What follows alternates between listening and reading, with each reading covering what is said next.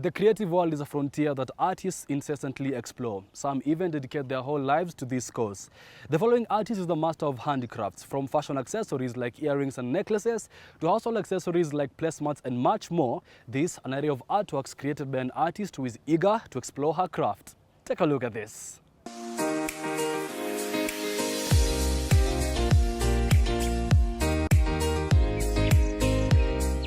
As is the case with a lot of artists, the kind of upbringing they get as children often shape the type of creatives they eventually become. My mom is basically an artist. She paints, and my dad too. And growing in that kind of an environment, you pick one or two things, but mine was all about colors, and with colors I was picking through jewelry. They were really encouraging Jibambe. You want art, you want sketch pads, but basically they were more encouraging me in the vitabu. Soma kwanza alafu drawing baadaye, you get, yeah, but they were really encouraging to take this part.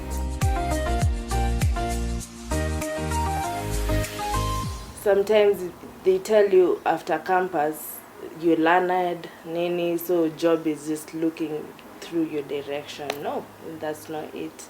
And at that time I got my child at a young age, and I had to think fast. So with my caution money, I just went, purchased some few beads, and kwa mtaa I was just making things for friends, just to provide for my kid as well. And then eventually it started becoming a career, and I thank God YMCA gave me a platform to pursue my dreams. Even from the onset of her art career, Faith dedicated a substantial portion of her mission to spreading and upholding African culture. It's very intentional for me because I am an African woman, Kisii woman, proud and raised. And I feel like we should not shun from our historic point of view, because if we do that, what will our future generation be? So we should preserve our historic background.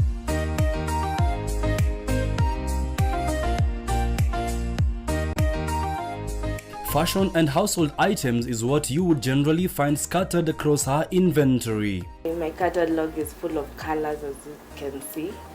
So I try not to limit myself, because I identify people have different tastes. So I go from bold to just sophisticated and mild. And I have earrings here of a modern woman, made of different materials, from brass, beadwork, uzi, thread, yeah. And then I have my beads there. I try keeping it unique. Kazile bracelets, I think it's our second national identity card. It's a bracelet, so I try to keep it fancy, having different techniques of how to wear it and enjoy it, because I feel like now jewelry should be an extension of us, our personalities. Not just something that you can wear and then you put it in a closet. It's now your identity. I want to create an identity through my jewelry, yes. And then I have placement mats, which is fun. You can wash them, you can go camping with them.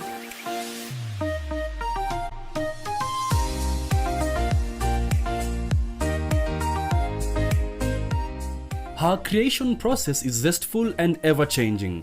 After she collects her tools and materials, ideas just flow as she goes, and it is through this boundless process that she is able to create the different pieces and designs.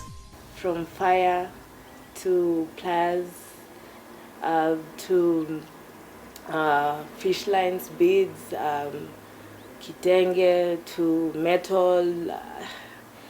I'm not limited to the materials, basically. There's one time I remember I was concentrating on recycled art, where I was using newspapers, paper mache, and then I created this little ball. So yeah, art is not limited really.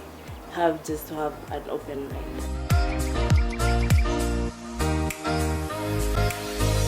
Actually, one takes almost 3 weeks. That piece over there, the neck piece, and it's deliberate how I mixed the colors so that it can pop and it can look more like a picture in itself and a message too. And I combine them with different, like there's beads in them, there's the metal finishing.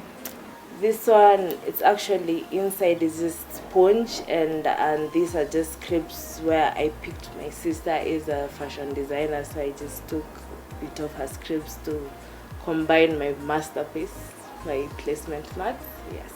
In hindsight, the artist has seen it fit to address societal issues like mental health, which have become rampant recently based on some of our own experiences. When art means mental health to me is, I remember way back, we've all been victims and survivors of COVID, and that time basically we were just confined in a room, and we were told not to get outside. So art helped me to deal with that kind of anxiety. You don't know what's happening, what's next. Are you going to die tomorrow? Because it was something. So art was just keeping me going, painting people's pots, what have you, exercising. I think we're in the 21st century, we should not put things inside the closet. Instead we should just burst the closet open, because all around us people are suffering with the mental health challenges, be it from just the mild to the severe. So we should all talk about it. If not, someone will die silently, or yes. Like I remember a friend of mine committed suicide last year just because of not talking about the basic things that were eating him up. So he ended up committing suicide. It would be Faith's greatest achievement to sink her roots even deeper in the local and global markets while spreading awareness on mental health and offering mentorship. My future plans is making it globally, really. Tapping into corporates, making for you guys tags, name tags in a very interesting angle, such things, and mixing my art with mental health issues, because everyone has been a victim of mental health. Really, we're not all that perfect. Mental health is like flu. Everyone has had the flu. Yeah. And I'm planning to mentor other youths and train them. Yeah, just to create an empire.